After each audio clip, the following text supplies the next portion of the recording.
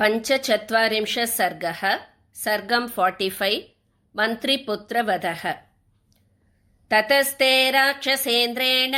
चोदिता मन्त्रिणां सुताः निर्ययोर्भवनात् तस्मात्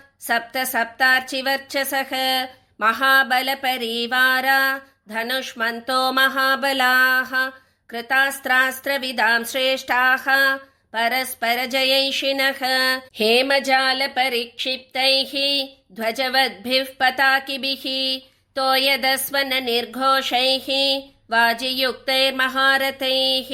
तप्तकाञ्चनचित्राणि चापान्यमितविक्रमाः विस्पारयन्तः संहृष्टाः तडित्वन्त इवाम्बुदाः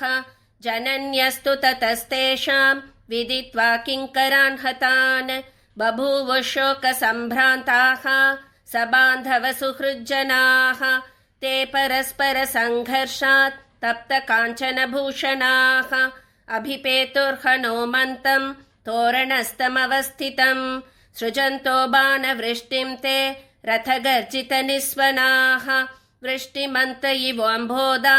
विचेरुर्नैऋताम्बुदाः अवकीर्णस्ततस्ताभिः हनुमान् शरवृष्टिभिः अभवत् संवृताकारः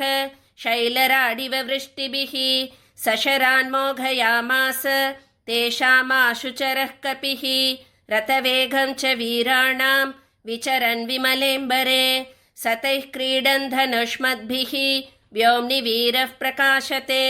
धनुष्मद्भिर्यथा मेघैः मारुतः प्रभुरम्बरे सकृत्वा निनदं घोरं त्रासयंस्तां महाचमूं चकार हनुमान् वेगं तेषु रक्षस्सु वीर्यवान् तलेनाभ्यहनत्कांश्चित्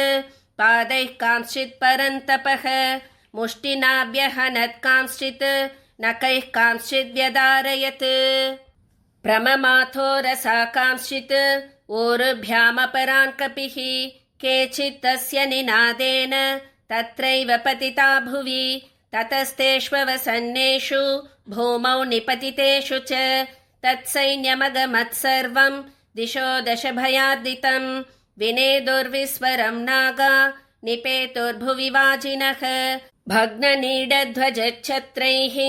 भूश्चकीर्णाभवत्रतैः स्रवतारुधिरेनाथ स्रवन्त्यो दर्शिताः पथि विविधैश्च स्वरैर्लङ्का ननादविकृतं तदा सतान् प्रवृद्धान् विनिहत्य राक्षसान् महाबलश्चण्डपराक्रमः कपिः युयुत्सुरण्यैः पुनरेव राक्षसैः तमेव वीरोऽभिजगाम तोरणम्। इत्याश्रे श्रीमद् रामायणे वाल्मीकीये आदिकाव्ये सुन्दरकाण्डे 45 सर्गः।